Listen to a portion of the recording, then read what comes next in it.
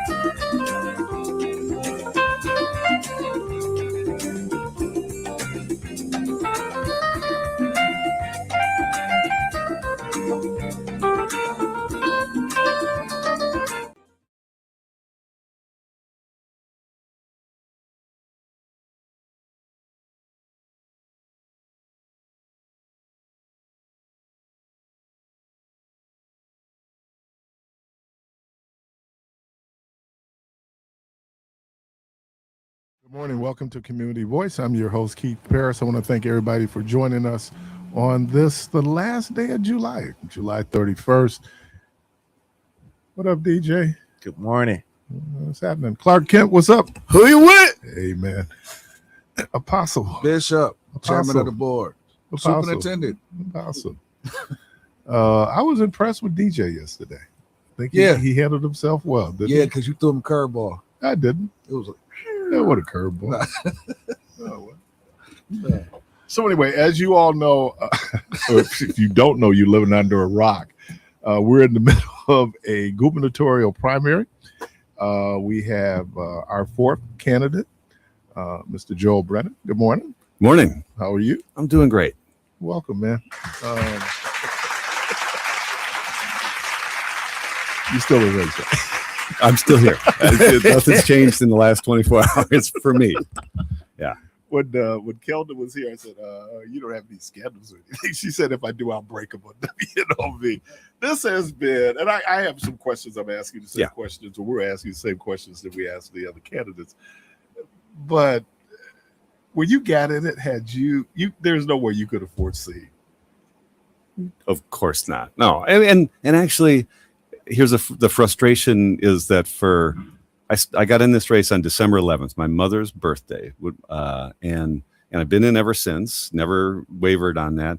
But there was so little attention paid to this for a long time. And then in the last couple of weeks, it's been like one whipsaw after another. I mean, it really has gotten to be, it's unfortunate that more of the news has been about what's going on inside the race than the issues we really care about. But like, this is the nature of things. It's the things change very quickly in these races. First question. What experiences in your personal, professional, and public service backgrounds have best prepared you to serve as governor? And what distinguishes you from the other Democratic candidates that are still in the race? Well, hang on, because it can change by day. Yeah. The distinction that I bring, I think, to this race is over the course of the last 20 years, I've had nothing but executive leadership experience. I was the CEO at Discovery World, largest science museum in Wisconsin, for 11 years. Yeah, and let me just say, my wife was just down there yesterday with a program they work with. She said it was incredible. It's great, yeah. and they are doing better than they were when I was there. And we navigate our way through lots of challenges. You know this. We're here at 20th and Capitol. There are kids in this neighborhood who never get to see the lake. And, and so being able to be part of having thousands of kids get engaged in STEM education and what we do for summer camps, working with the Boys and Girls Clubs and other partners, like that was one of the great things in my career. But I left that and went to work for Governor Evers as the Secretary of Administration. So I did that for 3 years and did that. The Secretary of Administration in Wisconsin is really the top appointee in the cabinet.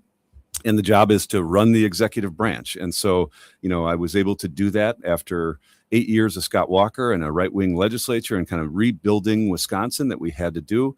And then COVID hit and government had to work in ways that it hadn't for 100 years. So making sure we got money out to renters and homeowners and small businesses and trying to do things that had some longer term benefit to communities because of all that had happened during COVID. And if government, government doesn't solve everything, but if government didn't work during that time, people were going to suffer and some people were going to die. And that, to me, being able to navigate during that time of crisis, that is a distinction between me and other candidates, all of whom are my friends and all of whom, if I don't win this, I expect to support whoever will be the nominee. I don't expect to, I will. And we've got to get to a place where we can beat Tom Tiffany and beat back Donald Trump this fall, but like those are things I think that are different. I have been about solving problems and getting things done more than I've ever been about getting even. Like that's been who I've been throughout my career.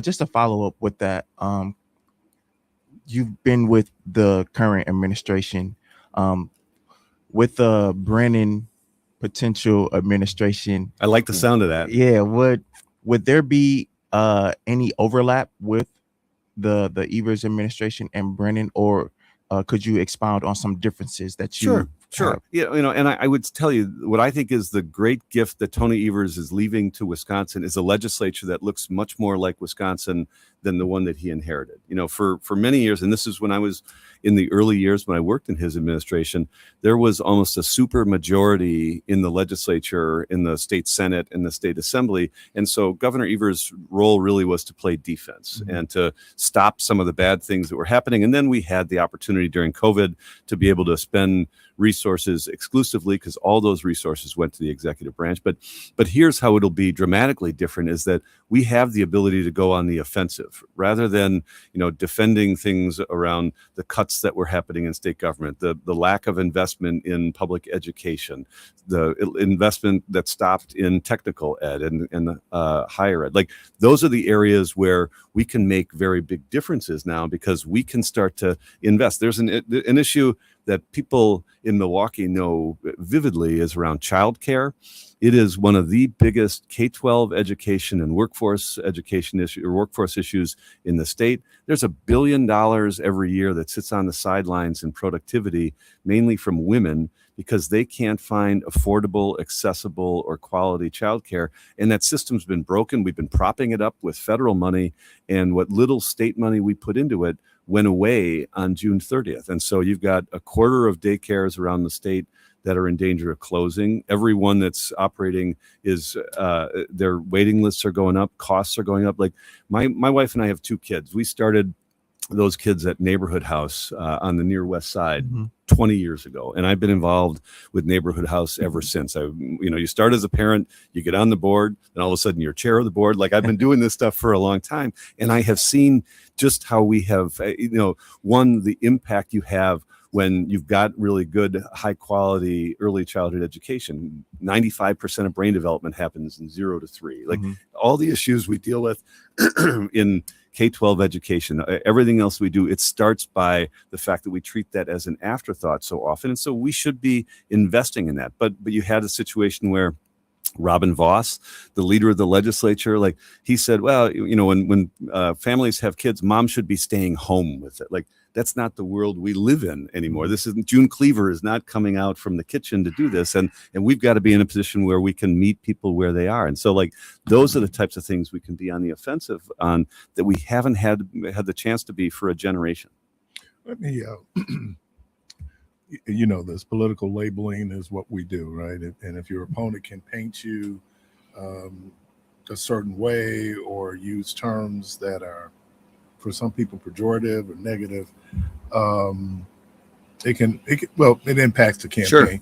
You So how would you describe yourself in terms of your place in the Democratic Party? Would you characterize yourself as a progressive, a liberal, moderate, Democratic socialist? How would you label yourself? I'd call myself a pragmatic progressive. Like I hope I'm cut from the progressive Wisconsin tradition where we care deeply about individual liberties. We make sure that people have the ability to be who they are. We invest in the important things. But I think, and this is what I've learned going around the state over much of the last year, is that voters on an individual basis care less about those labels than they do about who's going to get something done. So like I am somebody who, whether it was working in nonprofits, whether it's been working in business, what the work I had to do in government, it was about getting things done more than it was ever about like getting even or avenging grievances and things like that. Like, I think that's what people want, and I think that's what people deserve. And so, people paint you all along the ideological spectrum, and there are lots of ways in which the candidates who are running for this office on the Democratic side agree. What we disagree with is, what Tom Tiffany and Donald Trump have done and the harm that they're causing by pulling the rug out from people when it comes to food share benefits and SNAP benefits in Wisconsin, when it comes to, taking Medicaid away from thousands of people. Like, those are the areas where I think we all will stand against. And what people in Wisconsin have wanted, no matter where I have gone, is somebody who's going to be interested in getting something done, because there are big problems that they have in healthcare and housing and public education, and they want to see somebody who can fix those things. You a native of Milwaukee. Yep. So you understand our sewer socialism here. How when people hear that term democratic socialist, and they're going to try to paint whomever under that brush, can you share with people how America benefits from its socialism? Sure. I mean, we lived it here. I mean, it's that part of Wisconsin and Milwaukee history where it was truly about investing in public infrastructure, investing in the right kind of things. Like, there is Wisconsin's progressive traditions go back to, some of the socialists, but, again, it's less about those ideological labels, I think, than that was a time when it was demonstrated that government could get things done. In Milwaukee, it was around public infrastructure. It was around the public parks that we ended up with, and things that now have some challenges with them, but still are things that set Milwaukee County, the city of Milwaukee, apart from other places. And so, I think that is government. Some of those things are the vestiges of government serving its residents well. And I think that's what we always want of government. How do you operate efficiently? How do you operate effectively? How do you actually solve problems for people? And I think that's, at its core, that's what I've been every time, whether in a career that's taken me inside government and the nonprofit world, working with businesses, all in different areas. When I've checked back into government and when I've worked in government, it has always been about how do you get things done. During COVID, it was how do you deal with all the huge problems that people are facing, the fact that the harm from COVID wasn't being distributed equally. There were people who were still doing real well, people who were real challenged. How do you get those resources to the people who were getting hurt? That's been what government has been for me, and what I think it is, no matter where you are. And let me shout out the good folks at New Pitts Mortuary. Good morning. I just saw Pastor Lovelace go by. All right, go on, man. I got to do that. So, you stated in the debate that Wisconsin is losing in economic growth compared to our Midwestern counterparts.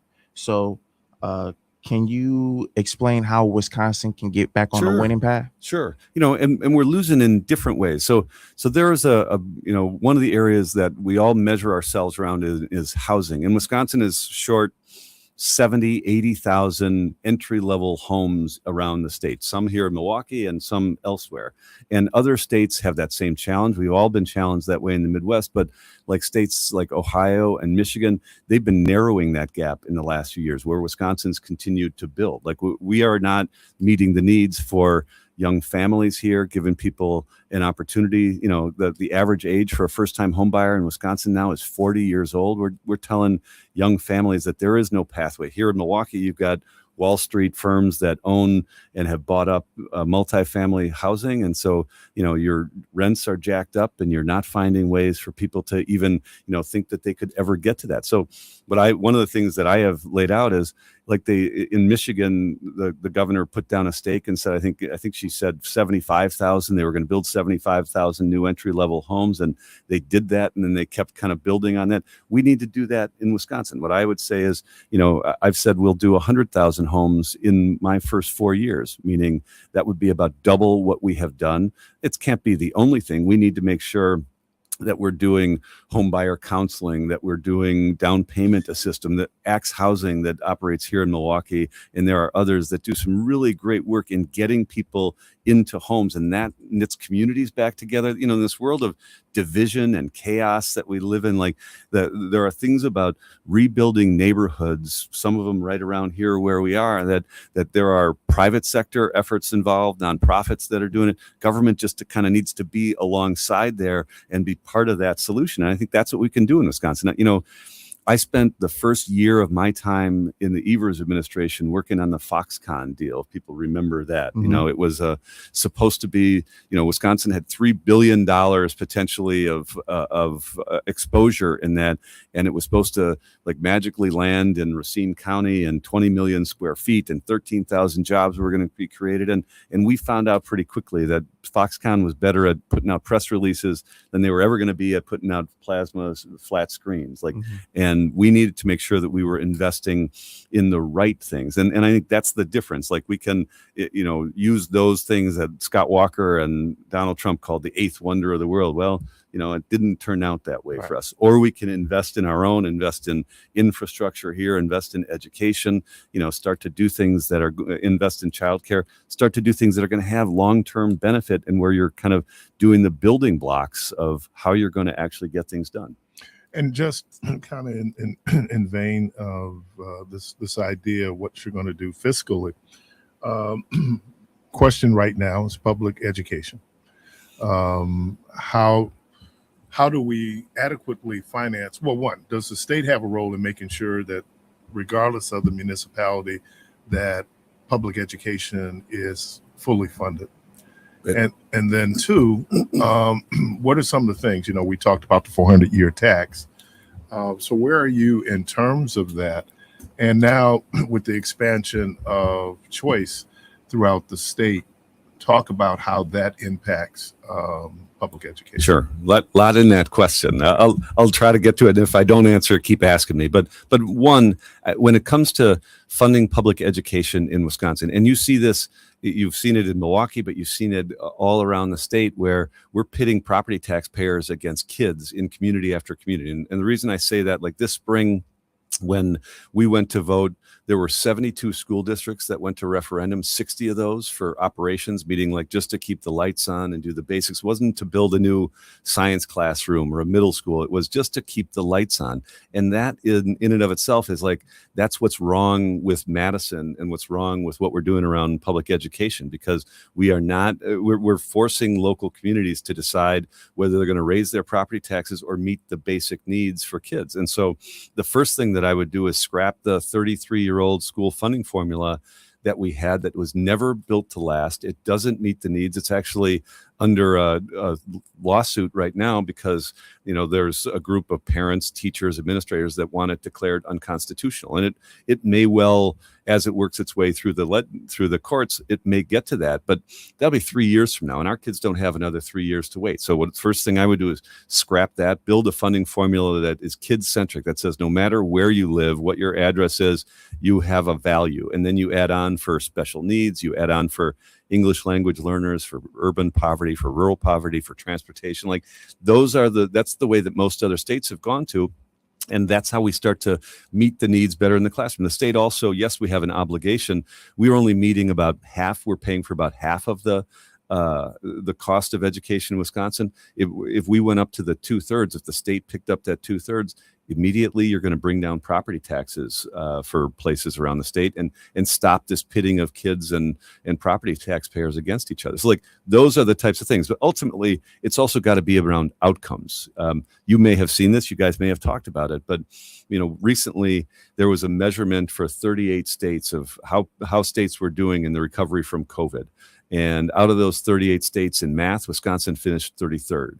Out of 35 states that measured how we were doing on reading, Wisconsin finished 30th. Like that's not good enough for Wisconsin, and we need to also say that those outcomes are not tolerable for us. Mm-hmm. So that's got to be who we are. And we were talking a little bit about the choice program and vouchers before we came on the air, and I have heard much more about that outstate than you do in Milwaukee. Milwaukee's got a 36-year-old mature system, and while there are challenges with it that we absolutely need to deal with, it comes up much more in other areas around the state. The fact that the largest recipient of vouchers in the state, to the tune of like $44 million, is a virtual school, without a lot of classrooms. And I have no problem with people doing that. Should we be paying for all of that? Is there a level of transparency that's necessary in the city of Green Bay? They have every voucher, everybody who gets a bill, you see what the city, the county, the school districts, and then what's going to pay for vouchers. Like that level of transparency around the state is probably a good thing and would be welcome. Should real quickly, should the program be expanded?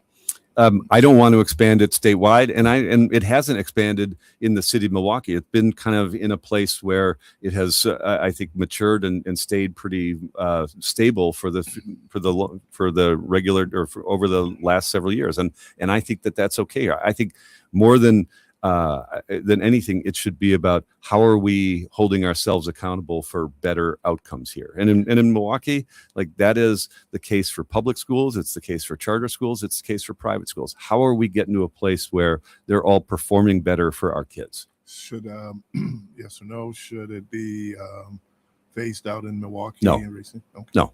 I mean, and I said this the other night, and you can talk to, some of the people like my representatives where I live in Brewers Hill. I don't think there are, districts in the Milwaukee area for legislators where more than half of the kids, or about half the kids, are in the public schools and half are in charter or private schools. To ask them to say you're going to disrupt half the kids who live in your district, that's not going to happen. It's not even a realistic thing to have happen. And so, that's what I think we've got to be dealing with is how do we get to a point where my kids attended Milwaukee Public Schools from K-3 through 8th grade, and they are doing great. They're now in college. I want that for every kid who goes to Milwaukee Public Schools. I want to lift those kids up. I want to make sure we're doing right. We got to do right by every kid in Milwaukee. Technology has been a real hot button topic lately. Obviously, there are some pros and cons to there. So how would your administration manage innovation and then also accountability? Yeah, well, and I think that AI is a big deal. And we're talking, we had just this week, we had a whole meeting and a whole forum around data centers, because that's been one of the big issues. And we could talk about that. But I'll tell you, AI is something that causes lots of anxiety.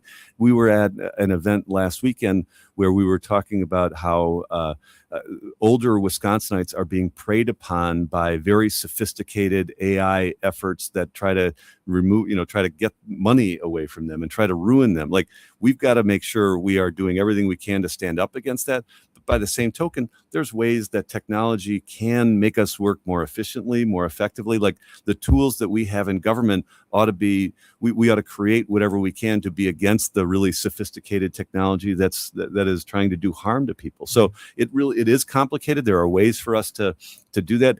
The fundamentals for me are when we're dealing with technology, there are ultimate rights that people have to their privacy, to their civil rights, to their human rights. Like, we need to make sure whatever we're doing doesn't get us to a point where we are compromising that. What's been happening around the state and in some places here around flock cameras, like there are things around people's individual privacy and their individual rights that those are compromised. Government can't be in any way making sure we're abetting those or making sure we're helping that. We need to be in a place where we're going to ensure that, yes, people are being kept safe, but we're not doing it at the expense of their own civil rights. Data centers?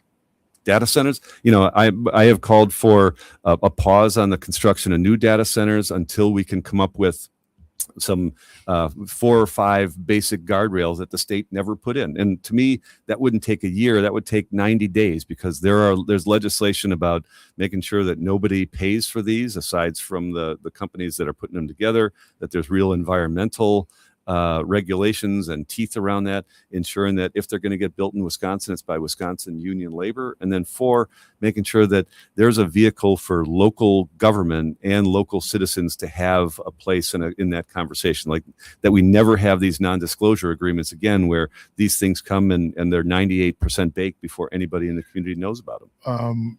Should local municipalities be responsible for the ancillary supports, i.e. the sewerage, the roads, those type of things? I think whoever is building it ought to be responsible for as much of that as possible. And in addition, they ought to be responsible for a little bit more. Like the companies that are building the data centers, if we can have them also be responsible for upgrading the grid, making it more efficient. It'll bring down costs of people for what they pay for their utilities, but also, allow us to have a better system for the longer term. Like we still are going to need a very strong electrical grid, and we're going to need that. And they ought to be paying for some of that upgrade. And the side benefit of that is it can continue to put people to work here for a long time in Milwaukee and elsewhere. We have a few minutes left. Wisconsin is a purple state. So let me ask this question as relates, we will be dealing probably again with divided government if we do elect a Democratic governor. Is compromise a bad word when it comes to politics? No. I mean, I think compromise is a bad word when you're compromising values. If you're compromising integrity, compromise when it comes to legislation, compromise when it comes to, how do you get to a point where you're actually making progress for people? Nothing wrong with that. And in fact, I have lived my life in places and in jobs where I had to work in that middle. When you're raising money for a nonprofit, you better leave your ego, you better leave your ideology at the door sometimes. If you can find people who maybe think a little differently when they go into the ballot box, but they still support kids and STEM education and opportunity for everybody, like that's a place where you can find common ground. So, we may talk about compromise. I also think that the other side of that coin is we can find common ground on some of these things because there are really ways that government needs to step in to be able to help people. About 2 minutes left. No? Okay. So then let me ask you this question. You already kind of addressed it in terms of what happens on August the 12th. So my final question, why should people vote for Joel Brennan for governor? Yeah, well, I think they should vote for me because over the course of the last 20 years, I have been responsible for complex organizations, for profit and loss, for hiring and firing, for standing up to extremism. And I've done that in leadership positions. And I haven't always been the loudest person in the room, but I have been somebody who's been about rolling up my sleeves and getting something done. And I think that's what people deserve in leaders. It's nice to be able to turn a phrase. You want people who can stand up and people who will fight. But if the fighting is the only thing, and if it's not about getting something done, then we're going to lose. And so I think I'm the candidate who is best equipped to beat Tom Tiffany in the fall, to hit the ground running in January, because we can't wait. We've got to be in a position where we're solving challenges that people have around the cost of healthcare and prescription drugs, what we're seeing in education around the state, the lack of housing that we have, the real crisis that we have in childcare. Like those are the things that I have worked on throughout my life, and that's who I am. So I think that's a distinction that I would make about me and any other candidate, Democrat or Republican, in the race. Appreciate you. Nice to meet you. Yeah, thank you guys. Thanks for having me here today. Mr. Joel Brennan, he is running for governor on the Democratic side in the great state.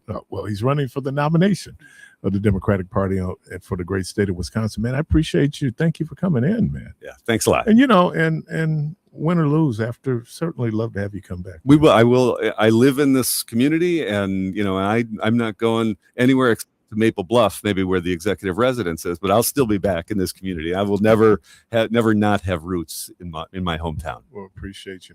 You're listening to Community Voice. We're going to take a quick break, and we'll be right back.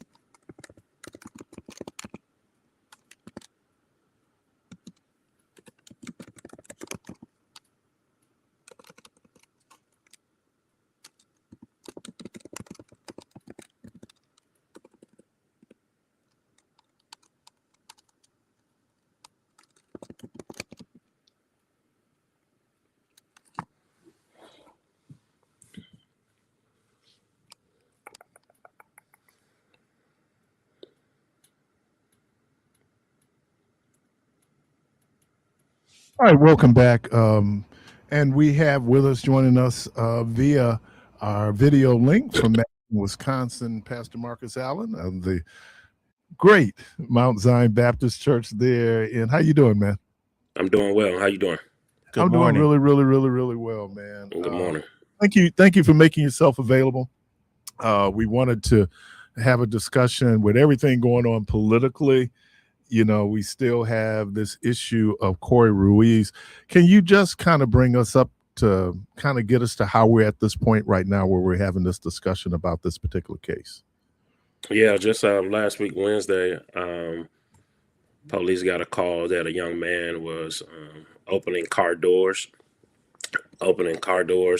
And so they were called to the scene, and I guess they tried to apprehend him, but he got away from them. And then he fell off his bike. 3 officers tried to pin him to the ground. They said he had a knife. One officer comes in and shoots a taser, but they said it was ineffective. And no more than, I want to say, 3 seconds later, officer asked the young man, Corey is on the ground, takes out his weapon and shoots him in the face. It looks like about 3 times. So that sparked a lot of protests, a lot of people gathering at the site right now. They have created pretty much an encampment at that the same site on Williamson Street and Baldwin, where individuals are now just camped out there to hold that spot and looking at it as a sacred area with the young man's blood on the ground. And so that's where we are. People are still there. People are still protesting. People are still trying to figure out ways to implement change from this situation. What is heartbreaking, that is the 3rd police shooting on that same street in the last 12 to 13 years here in Madison. Pretty sure you all are familiar with Tony Robinson, who was also murdered by the police. That happened on that same street. So now it looks at something that is systemic, that has happening 3 different times in the same location. And so that's what we're challenged by that. Does city leadership reach out to you for you to be part of that initial press conference? Yes. So, you know, you talk about that, and man, I just remember the Robinson case. So how would you describe then the relationship of the Madison police, particularly when it comes to communities of color there in Madison? Yeah, you know, Madison is different, way different from Milwaukee, and we only an hour and a half from. So I grew up in Milwaukee, went to school at Milwaukee Tech, graduated, went to the Army. So when I came back to pastor in Madison, I thought it was similar to Milwaukee, but it's a different place. There's only 6% of African Americans in the city of Madison. However, we make up 40% of the prison population.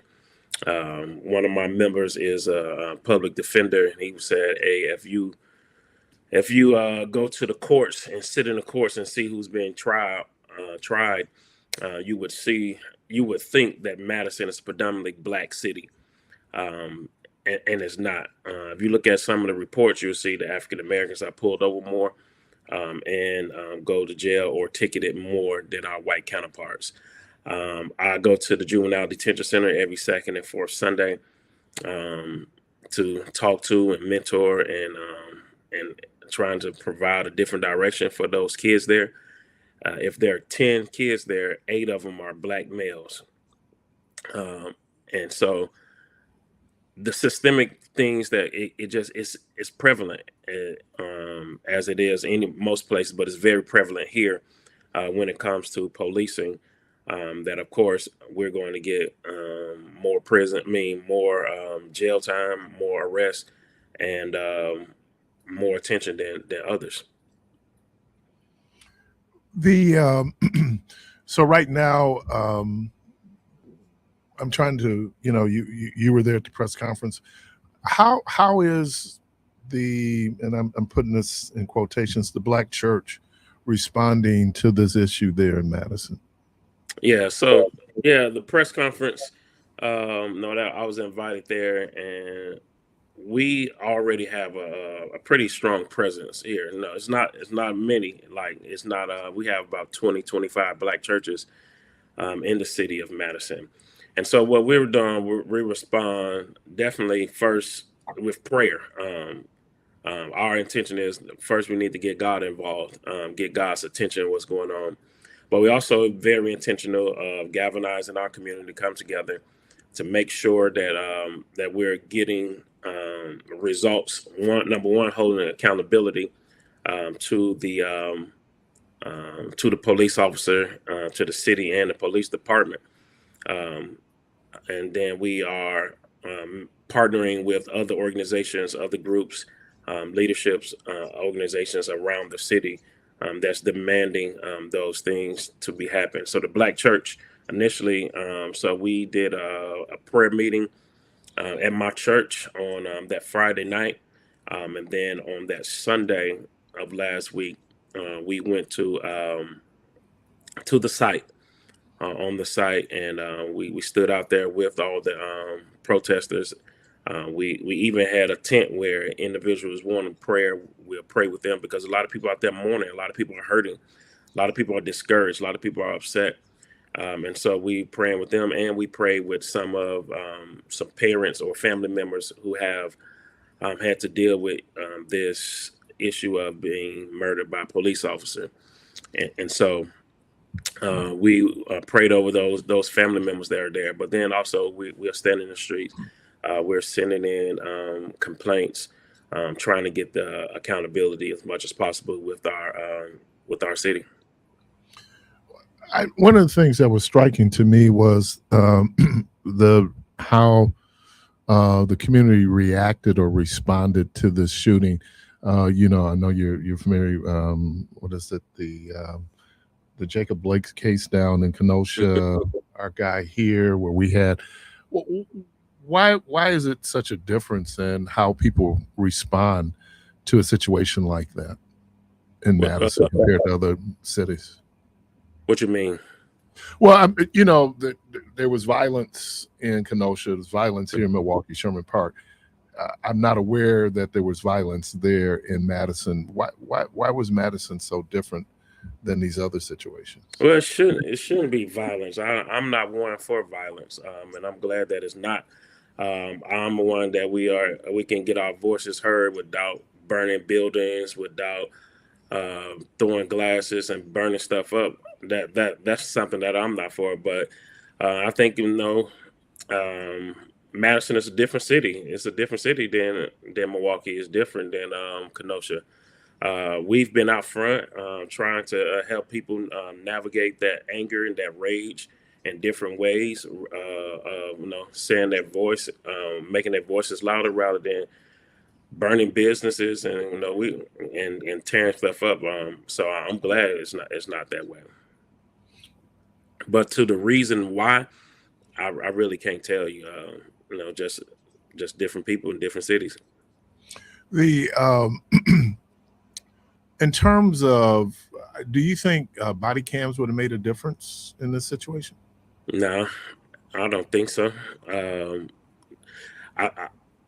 We're pushing for training. We're pushing for police oversight committee, community oversight committee. We push for independent monitoring for our police department.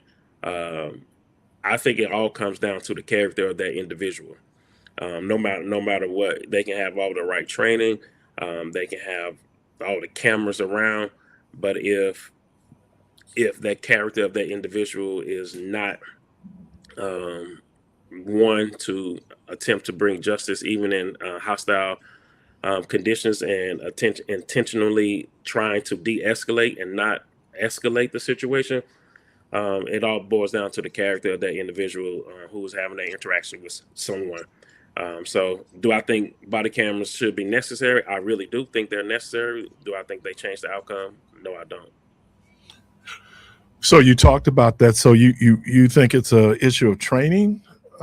Is it also still an institutional attitude that police might have in terms of how they police certain communities? That's how I feel. it's all on that individual, because you can have all the training in the world, but if you feel attacked or you feel belittled or you feel disrespected in that moment, you're gonna react how you do it. So that I encourage the training. I encourage body cam. I encourage more sessions on cultural awareness. I encourage all of that.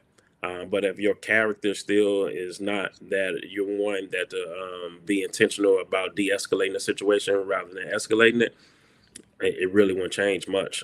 Again, I served in the United States Army, and I've seen individuals that are trying to attack us in uniform get treated better than African Americans in the streets of America by our own police officers. Obviously, there has always been mixed discussions on police relationships when it comes to them and a particular community. Prior to this unfortunate incident, have you observed any positive interactions between the police department and the community that could potentially help stem the tide moving forward? Yeah, so at our church, we have neighborhood police officers who are, at least in our neighborhoods, I think all the neighborhoods in Madison have them, neighborhood police officers who walk the streets, who are out there, who are very visible. And we also have in our food pantry, we have a room just for that person to be able to come in, do their reports, and they interact with us. It's, like I said, it all boils down to that individual. We've had positive interaction with police until this point. From me being here, I've been in Madison 9 years now. Right before Tony Robinson, at least right after Tony Robinson had got murdered, but I haven't seen anything far as our police department since then. And so, yes, that's positive interactions where we see, I see police officers on the basketball court playing basketball with the kids, being out there, and I think they've tried to do a good job of that. But again, it boils down to one individual. So going forward, first of all, do you have confidence in the investigation?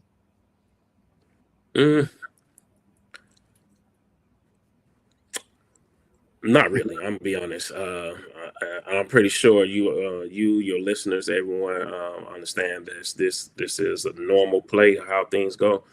They hold out on the investigation for as long as they can.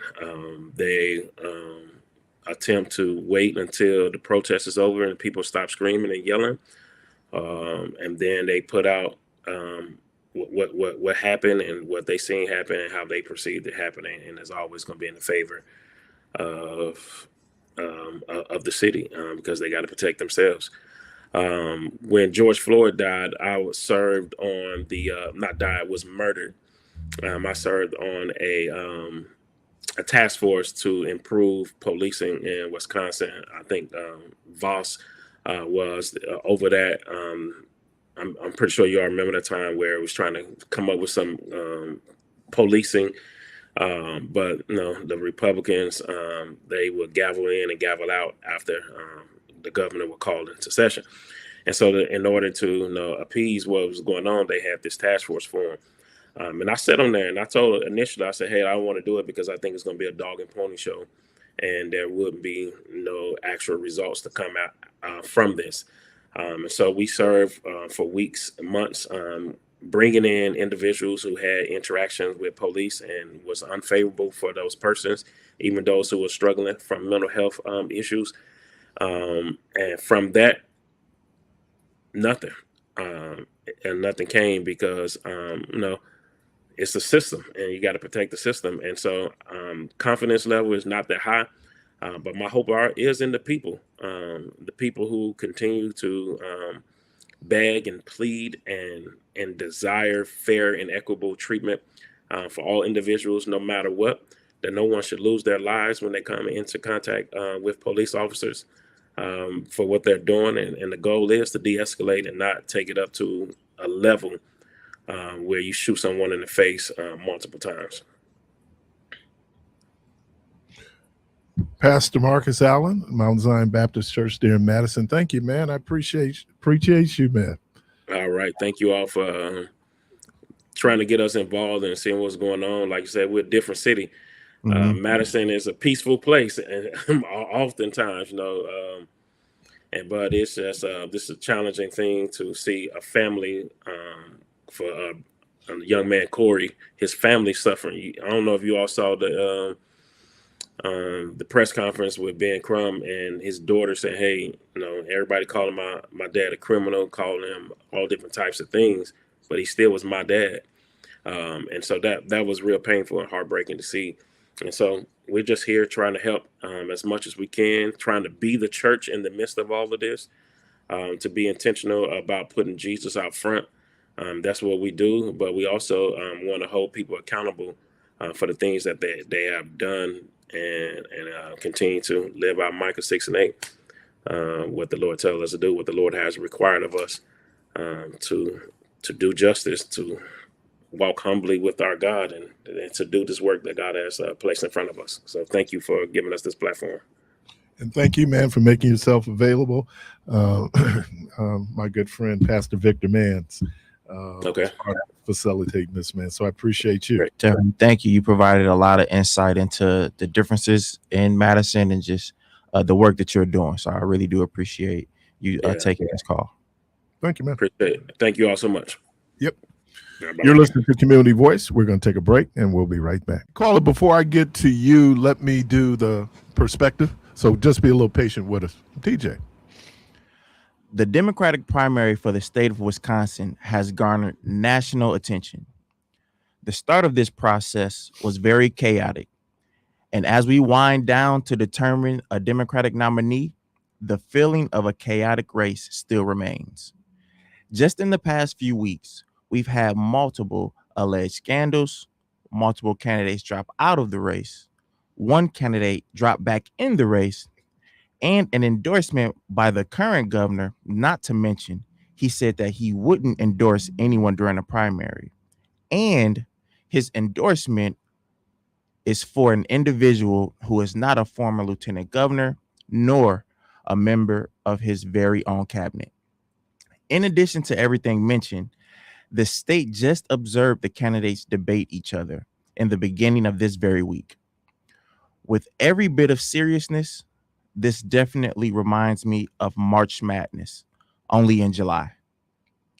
Politics, just like sports and religion, invokes much emotion.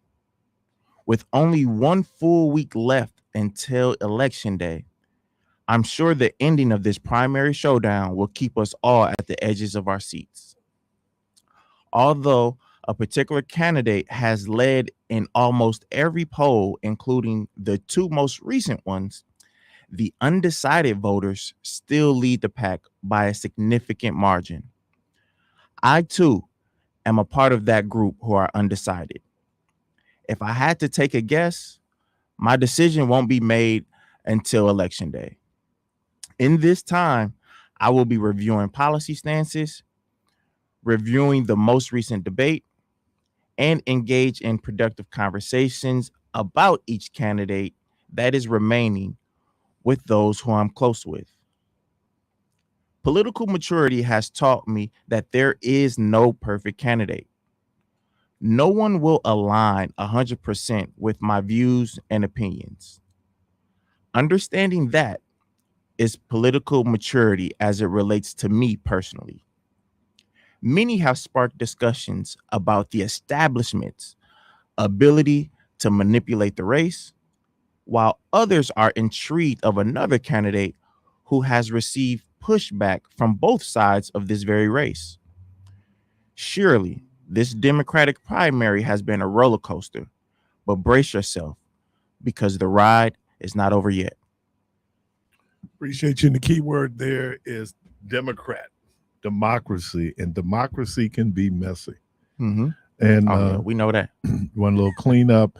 Actually, undecided is number 2. It's number 2 now. Francesca is number 1, and undecided is, and I'm talking still 35% of the people. Okay. Obviously, there are a lot of people out there. I have not returned my ballot yet, so I want to make sure whoever I vote for is still running. Caller, welcome to the program. Good morning. You're on air. Good morning. Good morning, and thank you for taking my call. Wow, that was excellent as usual. Thank you. That perspective, and it makes you kind of slow down and think about things, about what's going on. And I was quick to say who I definitely was going to be voting for, and I based it on who's really ready and know what it feels like to have a huge budget, responsible for a community, a county, people reporting to him. I think Brennan is the only other person that on a smaller scale has had that experience. And this front runner, I have a lot of questions about what has she been involved in? Who has she helped? What has been her interest in helping other people? And moving on from that, and now I just want to go on to what's happening in Madison. But when I called the other day and talked about David Crowley, I did not know that Mandela was on Keith's show saying that Crowley was in the race to disturb it. Why would he say that when it was seven of them or however many it was? Were they there for that same reason too, or came back to do the same thing? I think that was very small of him. But look at what happens when you do ugly things. Ugly things come back to you real quickly, don't they? No, but anyway, I just want to move on. Excuse me. With your interview from the pastor, that was excellent. And it gave a perspective of a community maybe that has not had as much hurt as some other communities. But at the same token, what we observed was disturbing. And I don't care how long they take, when you sit back and you look at what happened, even though you don't have an insight of what they're saying and where did that knife come from, and no one has ever said yet this day, did that officer go to the hospital to get stitches? We don't know anything about that. And when they showed the knife, it looked like a brand new knife. No blood on it. Nothing. At what point, with 3 officers all over you, did you have an opportunity to reach in your pocket or somewhere to pull out a knife? Yeah. So we have to use our intelligence. But another thing that's happened up there in Madison, those businesses have been helping the protesters out. Have you noticed that? Yeah. I think, that's the question I asked. I think the reaction... Helping them with flyers and posters. That is unusual. Well, he said that Madison is different. It's a capital city. It's a university town. It is probably the most liberal city in the state. And like I said, the response has been very different than even what it was in Minneapolis, what it was in Atlanta. I mean, we think about all these places where people have the response was very different. So right. I agree with that in terms of what people are doing. And there's more than a lot of questions. Mm-hmm. And that's why I asked Pastor Allen, did he have confidence in the investigation? Because I think the person who is the monitor is a Black woman from Baltimore who monitors the police department there. So appreciate you. Caller, welcome to the program. Good morning. You're on air. Good morning. Good morning. I wanted to make a couple points. One was the DJ whose presentation preceded all the calls was a masterpiece. Thank you. I want to give Reverend Dr. Parris, I think he that the DJ had mentorship from Keith Parris, or did he? Did you? Say that again. Did the DJ get any mentorship from you? I ain't seen this dude until he walked in here today. I don't have no clue to who he even is. No, I've known DJ before he was DJ. Without you, that's still a masterpiece. That's even more credit. And another observation I wanted to make was a certain person whose name I will not give, but who recently dropped out.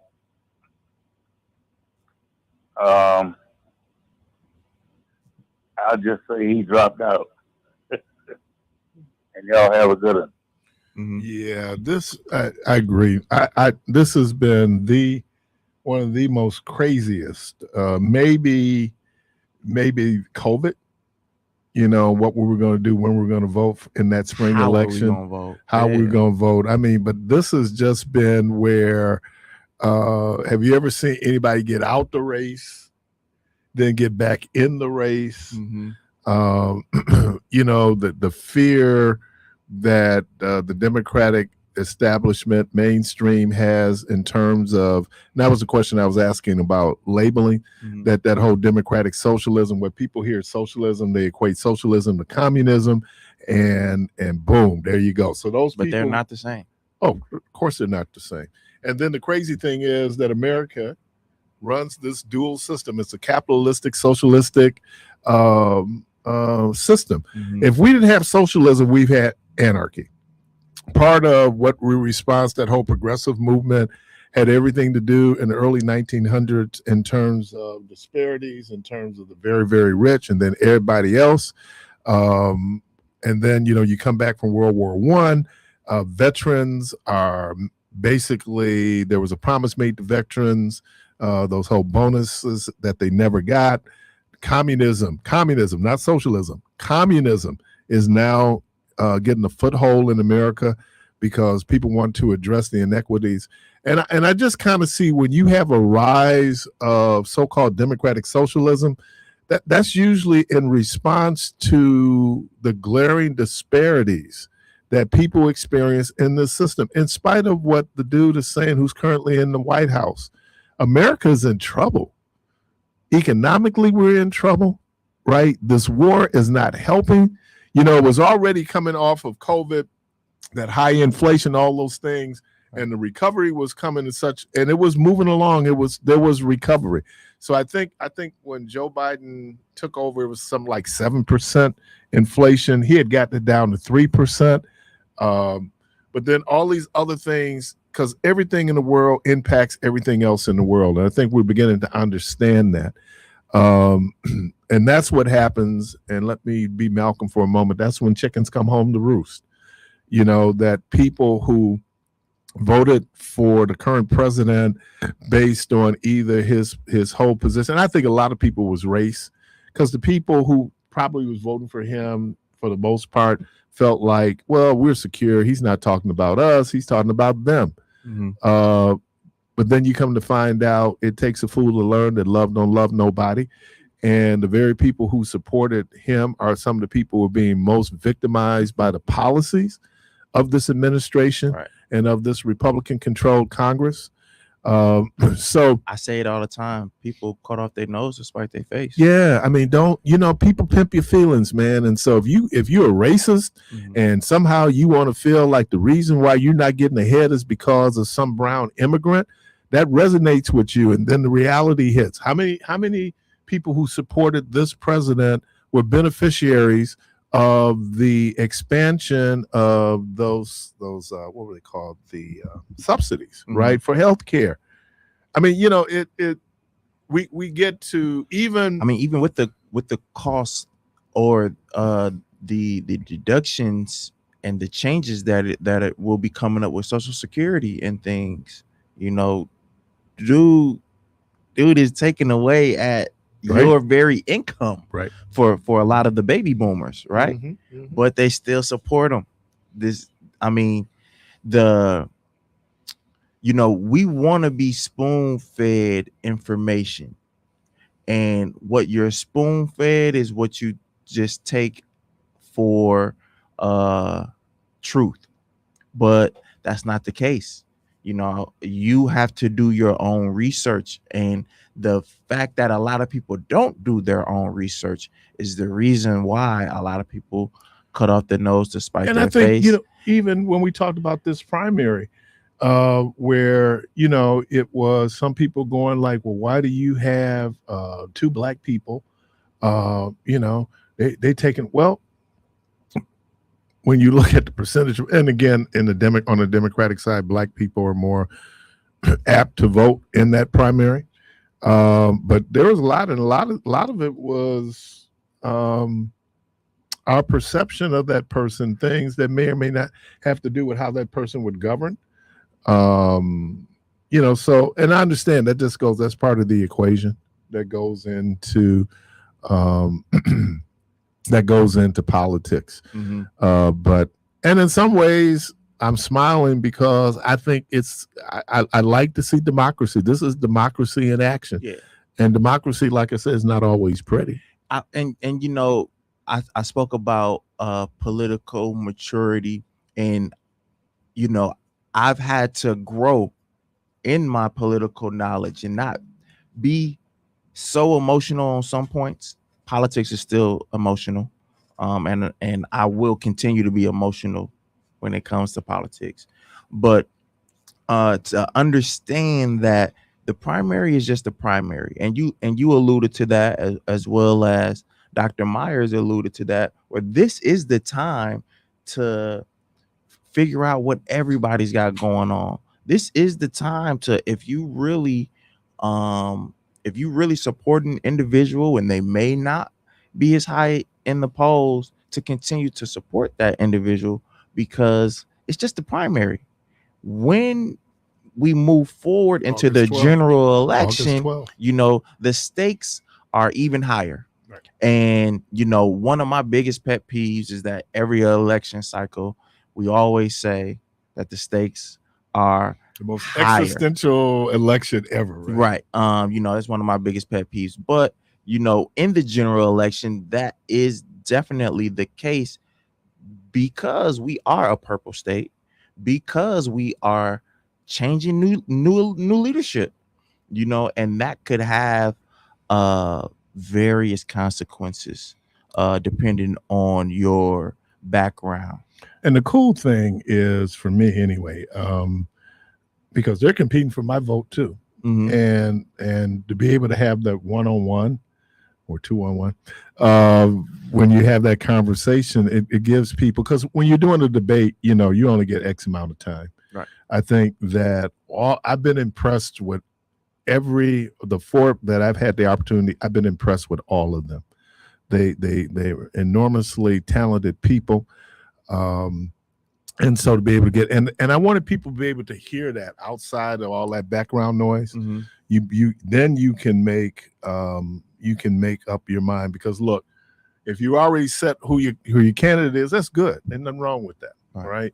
But people get a chance to hear other folks. But even then, you look at this roller coaster, if candidates flip flop, that causes the voters to flip flop, because, if I think that Keith is dropped out of the race, now I'm like, oh man, I got to spoil my ballot. And then all of a sudden he comes back into the race. Now it's like, oh, I'm good. I've never seen that before. And I've been on this planet for a minute. I've never, then you knew something was up, where the second person or the first person, they have to drop out because finances, you can't write this. Right. But then I'm just speaking to the point of, what if I voted early and now my candidate has dropped out of the race? We all want our votes to be counted. Now it leaves you in a bit of a conundrum, right, as far as, what's next. And the other thing is, people are paying more attention, right? Because of all the national attention. Yeah. Caller, welcome to the program. Good morning. You're on air. Hey, guys. Hang on, let me check your speaker. DJ, Yes, sir.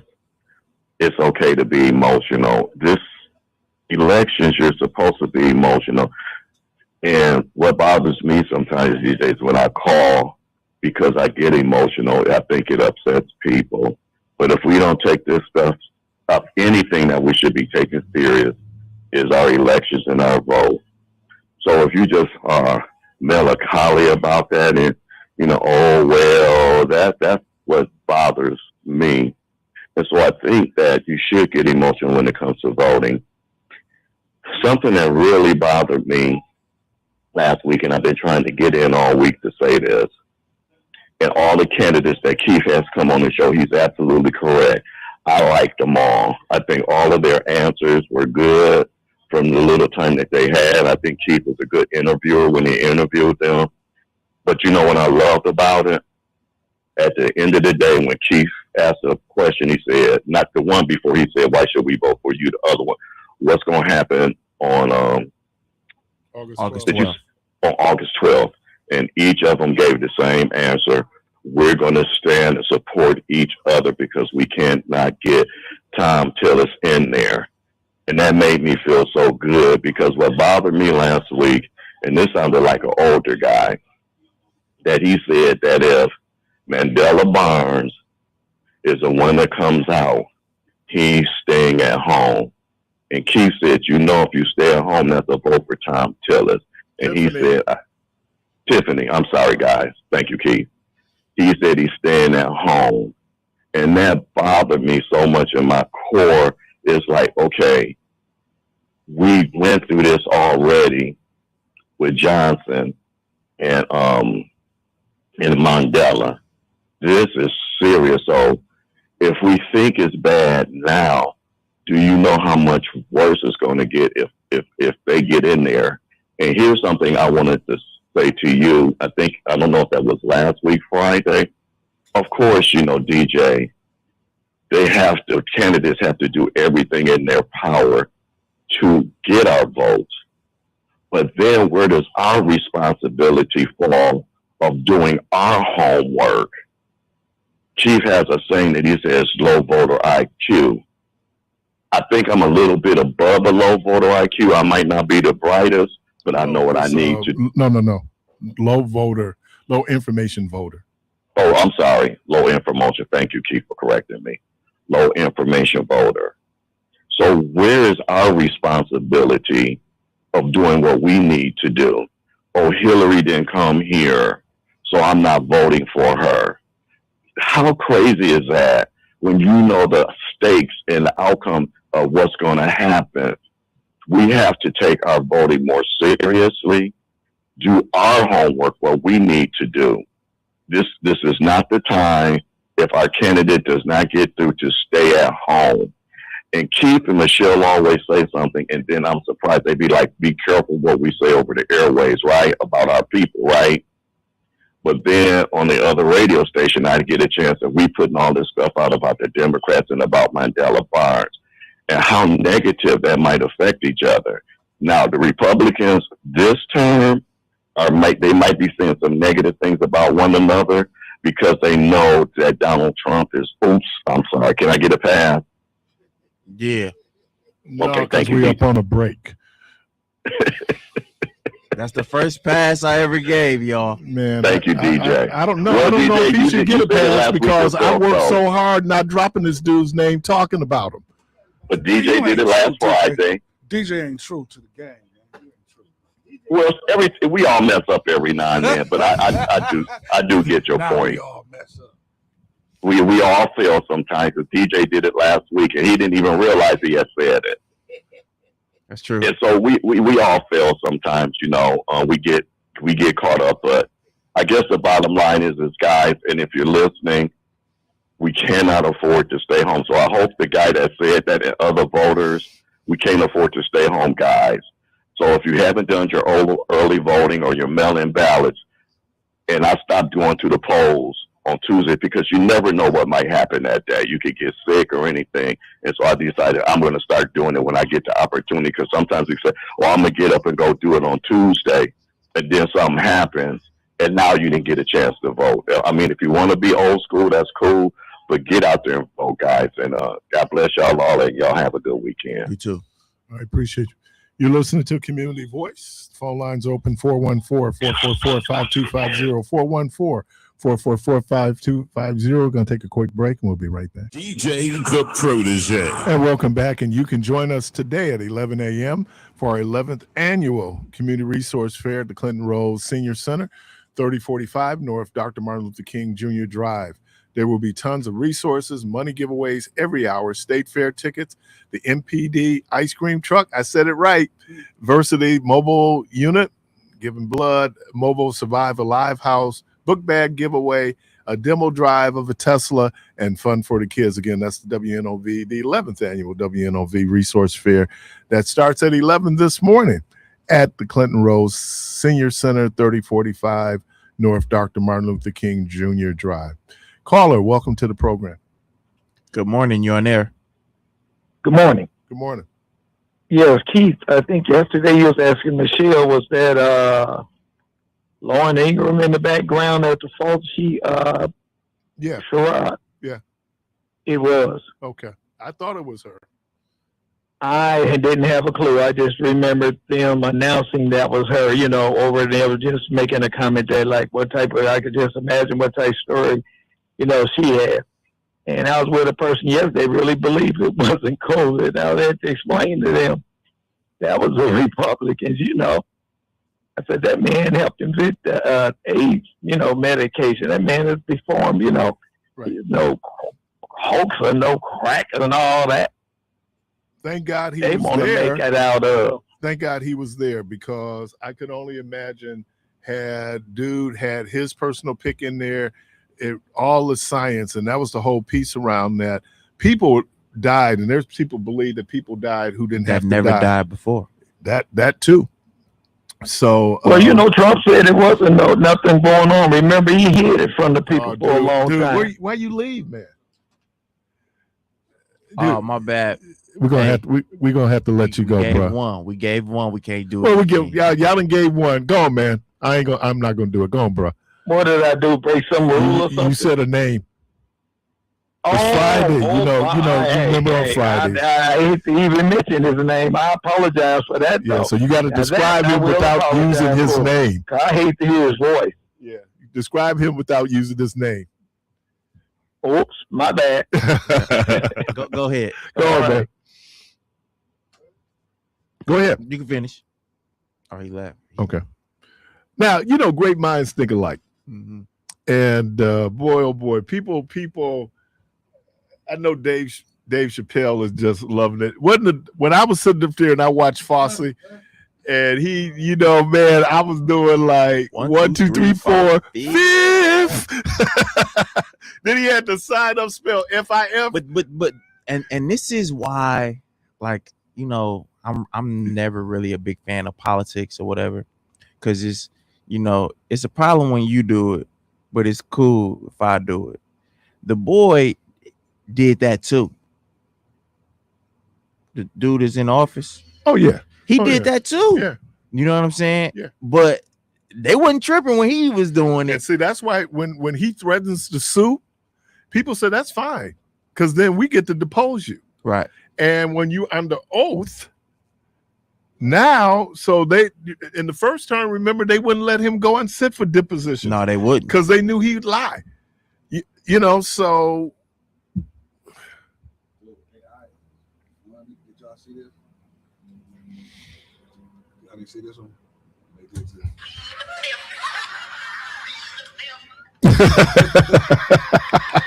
Yeah, AI crazy. He's really doing that.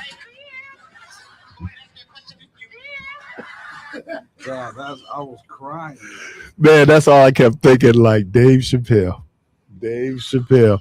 So wait a minute. So my question is, because I was seeing a post on Facebook of people saying, so for the people that got vaccinated, how do you feel about what's going on? I never wanted to get vaccinated, but in order for me to keep my job, I had to do it. So do you think they forced you to do something? Definitely. I was definitely forced to get that. I mean, that's not even a debate. Well, no, because see, I was only saying because now I didn't see. I mean, some people who was traveling, they was wild, but some people was traveling during that time. You couldn't travel without being vaccinated. You know what I mean? So it was a lot of things put in place to where you had to be vaccinated. So do you feel like it was a life or death choice? Not for me. For some people, it was, because there were people who chose not to get the vaccine, end up dying. But there were some people that chose to get it and ended up dying. Very, very rarely. No, it ain't very rarely. No, it was rare. No, sir. That's not statistically true. No, that is true. That's not Which true, I just said, man. I missed it. That's not true. No, I know because you talking about because of the vaccine. What are y'all disagreeing on? What is? Well, no, he was saying. Well, it goes back to, I said, do you feel like it was a life or death choice that you was forced to get it? And he said for some it was, because for some people that didn't get it, they died. And I said, well, I know plenty of people that got it and died from it, that caused blood clots, that caused this stuff to happen, and they wasn't having issues with blood clots until they got it go both ways. No, exactly. No, I'm not. I've been pushing back on. We got to go on the science. Yes, some people could die.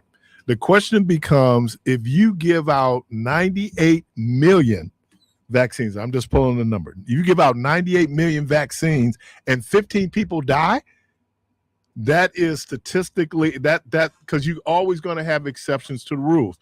Overall, most people who had the vaccine had better outcomes than the people who did not. Man, listen, I've never seen in the NBA that you have these basketball players getting blood clots the way they was getting after these shots. Never seen it in life of watching basketball. Well, I mean, but I'm saying that, but we also don't know what they were doing outside of, playing basketball, because a lot of them do a lot of extracurricular activities. True. I would just say that prior to them even taking the shots, they was doing extra activities and wasn't coming up. I could tell you that I was very fortunate, maybe not, because I didn't get COVID until 22, and I had the vaccine. I didn't even know I had COVID. DJ had the flu, right? Yeah, and at first thought it was COVID, but it was the flu. So I'm just saying, man, if you look at where I was around multiple people that had COVID, and I never got it, which was, when you around, I want to attribute it to back in the 90s and the 80s when y'all had the HIV scare, when you around somebody coughing and somebody say they had the Rona, yo antennas perk up. So I'm like, oh man, I need to go. And I always came back negative. But that day that I had got the flu, and that was the first time I ever got the flu a day in my life. It was in the midst of the whole Corona epidemic, and I was like, whoa, if this is the flu, I definitely don't want that Corona. But what we discovered was younger people in relatively good health would get it, but they wouldn't die from it. People who died from it had comorbidities, right? They were diabetics. They were people with high blood pressure. That's not true. No, that is true. But no, because my guy Marcus died from it, and he wasn't none of that. He didn't have none of that. How do you know? Because I've been knowing it for years. I was waiting for years. He died. The virus, what the virus did would break down your ability to be able to fight off other infections, right? That's what it did. So it's like even with HIV. HIV, what it did was it so compromised your T cells that your body couldn't fight infections that the body normally would fight. So my buddy, we're gonna be splitting a lot of hairs. No, because it's not splitting hairs. My buddy who died, he was in the hospital with COVID. Okay. COVID had so depleted him when he got an infection, he ended up dying from the infection because there was nothing they could do. The body couldn't fight it. They couldn't get anything for it. That's what it did. And so as we became, and then our knowledge exactly, and then herd immunity. Yeah, our knowledge on the whole thing was totally different, and it was ignorant. Just because we just didn't know. Right. I will give this example all the time. I remember back in 2012, I was in college in Chicago, and we were in training camp, and we were outside, and we a part of our training camp, we had to do bear crawls outside. I was on the basketball team in college, and one of the guys, my teammates, his name was Smoke from Florida. He was sitting out, and I'm like, Smoke, what you doing, man? Everybody hated bear crawls, and so he was like, no, I got the flu, and I was like, oh man. And I was like, oh, you lucky then. And he said, yeah, I had got the shot. And I said, well, if you got the shot, you ain't supposed to get the flu. He said, nah, the flu is in the shot. Mind you, this is my very first time hearing this ever. Yeah. And so I'm like, what? He was like, yeah, so, you know, it's a little bit of the virus in you, you know, but he ended up being, so I went on this whole rant on like, man, I never take a flu shot. You know what I'm saying? Well, that don't even make sense.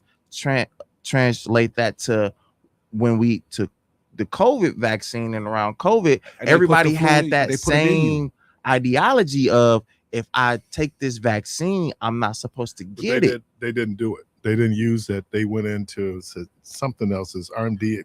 But still, it didn't eliminate you from getting. But vaccines, what vaccines will do is, and that's my point. My point is, it doesn't stop you from getting it. It's how you've been able to experience it. What we think is that, oh, if I take this, right, it's gonna keep you from right, because, and that's not they did say that when they was pitching the Johnson and all of these other, they said, man, that these vaccinations would keep you from getting the virus. I heard it myself. No, that was misinformation. I get it, but again, I think I did. Why would I take the shot? I heard it myself. Yeah. But why would I take the shot and you giving me COVID? I don't have COVID. Well, why would I want you to give it to me? The COVID vaccine was different than the influenza vaccine. Influenza vaccine does take dead influenza to do it. That is not. They used a whole totally different technology. No, hold on. They did. They used a different technology. They didn't put. But you can Google it right now, and it tells you that the COVID shot, that is particles, is proteins of COVID that's in the shot that they give you. So Google it. It's right there. But mind you, we were receiving this new information in real time. Imagine all of the information that we have now on the flu, you know, on the Ebola virus, on pneumonia. You look at all of these different infections. It took a long time for us to have a real good amount of data on it in order to prescribe, you know, remedies to it. We're still only 6 years removed from COVID. So it's still going to be a lot of questions and things that are left unanswered, just because when we had this epidemic, you know, it just took us by storm. The COVID vaccines were made using synthetically manufactured genetic codes or lab-grown proteins designed to mimic the spike protein found on the outside of the SARS-CoV-2 virus, rather than using the live virus itself. So what they did was they used the technology to go on and reclimate what was on, but they did not use that. They do use flu to go in then to create flu vaccines, but COVID was different. And that's where I heard a doctor say this. He said, I don't believe in God. Mm-hmm. He said, but if there's ever a miracle, he said the COVID vaccine was a miracle. 414-444-5250. The phone lines are open, and I just want to give a shout out. I know it's late. I just want to give a shout out to everybody on Facebook Live and YouTube. Thank you for joining the conversation. Caller, thank you for your patience. You're on there. Hey, good morning to you. First of all, we got to realize something. If you look at you gotta speak up, Meech. I could barely hear you. Or you got us on speaker now. Is that better right there? Oh man, that's perfect. Okay. Listen, the deal is this right here, man. Okay, when you look at this COVID-19, when you look at COVID, period, there's 4 different types of COVID.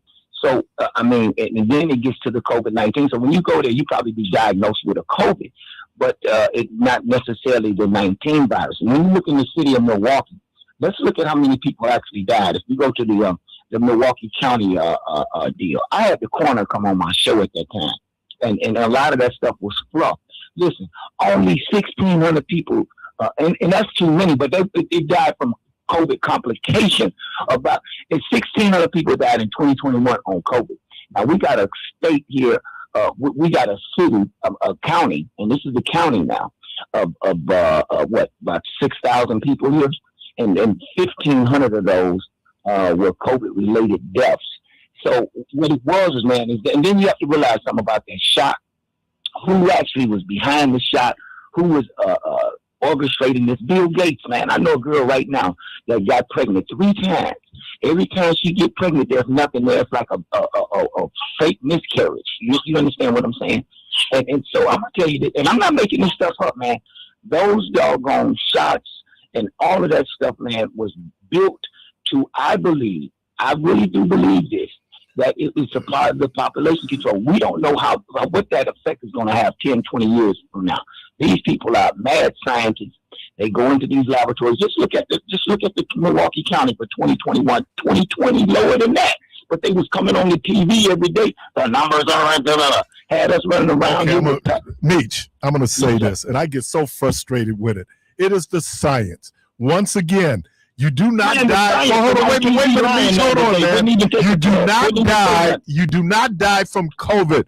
You die because COVID gets in. It's a virus, and your body cannot fight other infections. Why is it related and direct? Why do they have related and direct? Because people who got COVID ended up dying. COVID related. It's COVID related because it's some other comorbidity, high blood pressure. The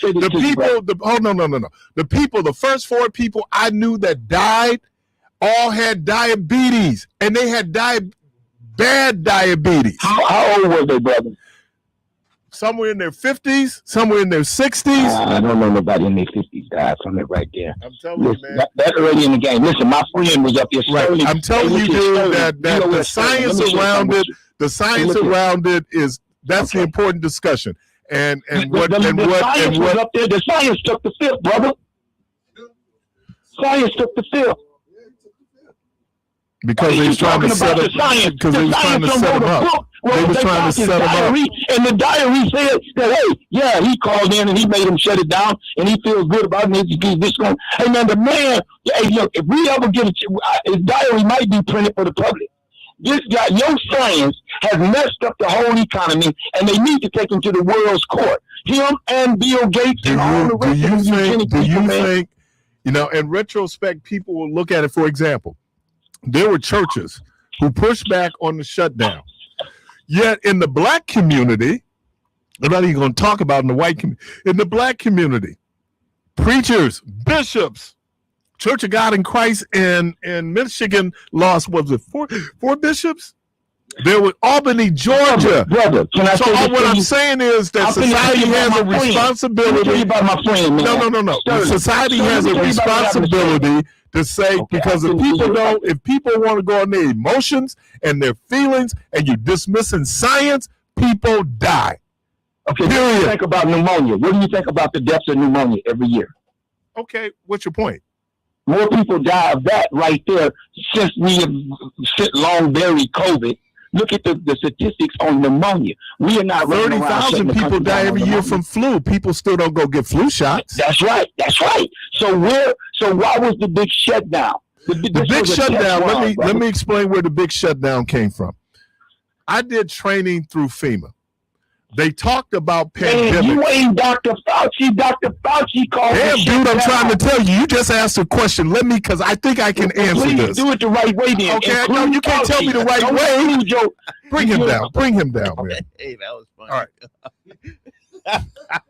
You got to answer the question the right way. Emergency management all throughout the world said if you ever have a pandemic, you want to stop the spread until you figure out where the spread or how it is spread. We thought it was spread on tabletops. We didn't realize it was aerosol. So when people were saying take masks on, it was all these things. This is happening in real time.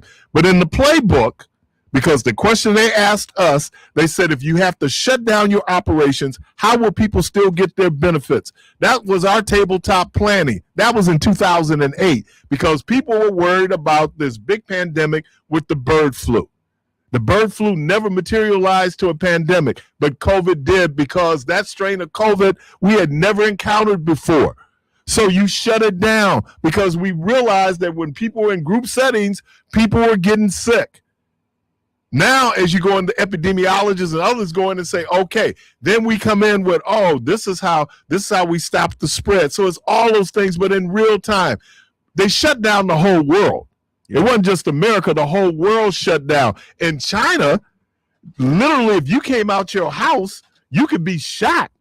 That's just how stringent they were in their shutdown. As DJ said, as the science became more available, people had a better understanding. Then we figured out, okay, here's some of the things we did. Every now and then you walk into spaces and you can still see where we had to space ourselves. Mm-hmm. You know, so come on, man. And I understand the impact it had, but here's the other piece of it. Let's talk about socialism for a moment. So what did the government do?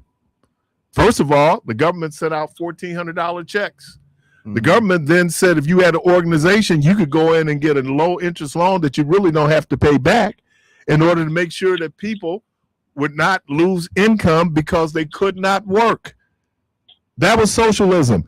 And I don't know any corporation that didn't take advantage of PPP. All of them did. I appreciate it. All of them did. Churches did. That's socialism. I didn't get a PPP loan, but you know that. You got the STEMI? Yeah, the STEMI. I appreciated that. Okay. Now, if you owe child support, you ain't get your STEMI. They were the only group that didn't get their STEMI was the people that owe child support. Well, so the people that own child support, if they don't, I mean, they didn't. What about COVID for them? They didn't go through COVID. Yeah. But there was a piece of legislation. Yeah, but still got to live. Yeah, there was a piece of legislation that happened where now they still got the other two STEMIs. They still got the other two STEMIs. Okay, well, I don't know about all that, bro. All right. Sorry about that, man. What's going on, Meech? Okay, listen. Hey, he used my old trick. I used to do that all the time. Pot him down right now. Yeah, man. It's the power of the button. Anyway, man, listen. Science took the Fifth Amendment 111 times, and you still run 1, 2, 3, 4, 5. Because it was a setup, Meech. Can I say, you don't got to tell me what it was. I wasn't going for it. But I understood. Listen to this here. I understood what was going to, because prior to that, I had looked at the pandemic 202 pandemic. I still got some of the CDs around here. This was before COVID was even there. All of the people from different states, your major players, man, was there. It was some few black people there too, and they was trying to figure out how could they produce, how could they make the people, sorry about produce, it wasn't that, how could they make the people believe and follow the orchestration of moving in certain ways. All right, you know what? We gotta wrap it up, but let me say after this. That, they pulled it off. You know, when people were talking about the conspiracy with a K, I said, did you know who got it? Because your boy got it. And your boy almost died because of it. So when people kind of sit up here trying to say it was a, what do they call it, pandemic? Unless they lied to us. It was a pandemic. No. Sometime, no. We knew about COVID, but we didn't know about this strain of COVID. All right. Let me thank Mr. Joel Brennan. Let me thank Pastor Marcus Allen. DJ, thank you. It's always a treat when players meet. And again, you can meet us down at the WNOV Resource Fair at Rose Park. Clark Kent, thank you, sir. Hey, Apostle. Conspiracy theories is I. Is I with a K. Hey, y'all. The good Lord willing, Creek Don't Rise. Hope to talk to everybody on Monday. Y'all have a safe weekend. Also, tomorrow between 12 and 3 at Berrien Park, they're doing a celebration, celebrate the life of Mother Lucille Berrien right there. And I think that's like 16th and Nash. So we get a chance to get over there and all the other activities we have going on this weekend. All right, y'all go from this place in peace.